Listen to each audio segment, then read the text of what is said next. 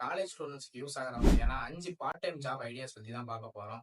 First இருக்கிற job என்ன அப்படின்னு பார்த்தீங்கன்னா, கேட்டரிங் ஒர்க்கு. அதுக்கு வந்து ஒரு டீமா சேர்ந்து எப்படி ஒர்க் பண்றது, ஒரு 4 பேர்கிட்ட எப்படி பேசுறதுங்கிற மாதிரியான சாஃப்ட் ஸ்கில்ஸுமே வந்து உங்களுக்கு பை ப்ராடக்ட்டா கிடைக்கும். அடுத்தது இருக்கிறது என்ன அப்படின்னு பார்த்தீங்கன்னா, சேல்ஸ் பர்சன். நிறைய விதமான பீப்புள்கிட்ட நீங்க இன்டராக்ட் பண்றதுனால உங்களோட கம்யூனிகேஷன் ஸ்கில்லுமே வந்து நல்லாவே டெவலப் ஆகும்.